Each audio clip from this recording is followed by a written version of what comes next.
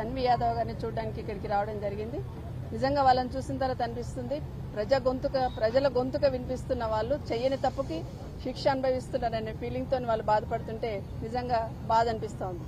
ఈ సంఘటన ఖండిస్తా ఉన్నాం. ఇది ఒకటే కాదు, గతంలో కూడా ఇద్దరు మహిళా జర్నలిస్టులని రైతులకు రుణమాఫీ కాలేదు అని అడగడానికి వెళ్ళినప్పుడు అసహనాన్ని కప్పిపుచ్చుకోవడానికి విజయారెడ్డి అదేవిధంగా సరిత యాదవ్ వాళ్ళిద్దరిని మహిళా జర్నలిస్టులను కూడా ఆ రోజు కూడా కేసు పెట్టి వేధించడం. ఆ విధంగా చూస్తూ ఉంటే ఈ 15 నెలల లోపల దాదాపుగా 11 మంది పైన ఏదో ఒక రకంగా కేసులు పెట్టడము, జైలు పంపించడం అనేది ఈరోజు పరాపాటిగా మారింది తెలంగాణ రాష్ట్రంలో.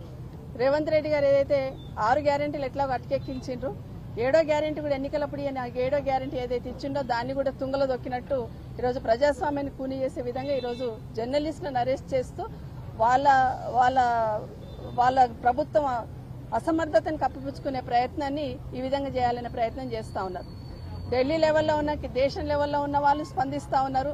జర్నలిస్టుల అరెస్టు అసహనానికి ప్రభుత్వ అసహనానికి నిదర్శనంగా ఈ జర్నలిస్టుల అరెస్టు నిలిచిందని వాళ్ళ ఎంపీ గారి కపిల్ సిబాల్ గారు మొన్న మాట్లాడుతూ చెప్తున్నారు.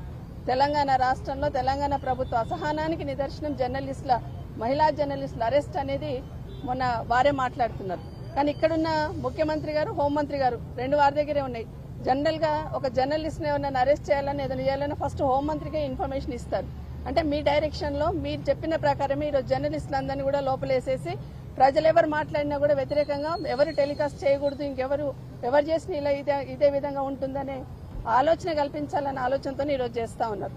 ఒక అమ్మాయి ఈరోజు తన్వి యాదవ్ చెప్తా ఉంది, 18 మంది పోలీసు వాళ్ళు తనని తీసుకెళ్లి ఇట్లా పడేస్తున్నారు అని చెప్తా ఉంది.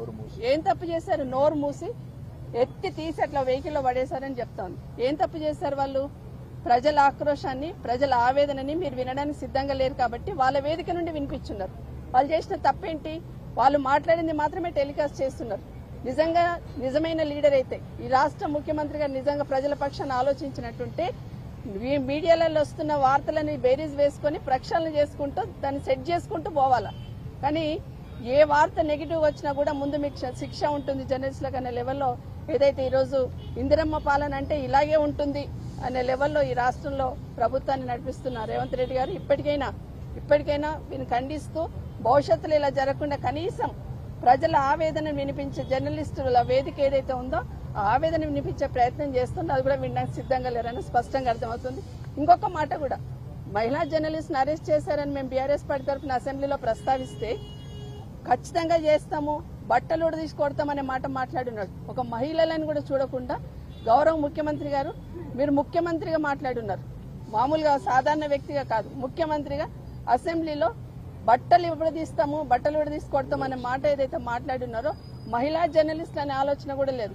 మన ఫ్యామిలీస్ గురించి ఆలోచిస్తున్న సందర్భంలో వాళ్ళకు కూడా ఫ్యామిలీస్ ఉంటుంది, వాళ్ళ కుటుంబాలు ఉంటాయి. మీరు మాట్లాడుతున్న మాటలు ఈరోజు మహిళలందరూ కూడా సిగ్గుతో తలంచుకునే విధంగా ఈ రాష్ట్ర ముఖ్యమంత్రి గారు మాట్లాడారు. మళ్ళీ మీరు నోరు ఇప్పితే చాలు మొత్తం అక్క చెల్లెళ్ళు నా వాళ్ళనే లెవెల్లో మాట్లాడుతున్నారు. అక్క చెల్లెళ్ళను గౌరవించే సంస్కృతి ఇదని ముఖ్యమంత్రి గారిని ప్రశ్నిస్తా ఉన్నాను. మాట్లాడుతున్న సందర్భంలో సంస్కారం మర్చిపోకుండా మాట్లాడాలని ముఖ్యమంత్రి గారిని కోరుతూ జర్నలిస్టులు ఏదైతే 11 మంది జర్నలిస్టులు కేటీఆర్ గారు ఎవరైతే పేర్లు చెప్పినారో వాళ్ళందరి అరెస్టుని కేసుల విషయంలో కూడా ఖండిస్తూ ఎంత భయపెట్టించినా మీరు ఎన్ని సంఖ్యలు వేసి ఆపాలని ప్రయత్నం చేసినా ఎన్ని కేసులు పెట్టినా భవిష్యత్తులో ఖచ్చితంగా మీకు గుణపాఠం చెప్పడానికి ఈ రాష్ట్ర ప్రజలు సిద్ధంగా ఉన్నారు.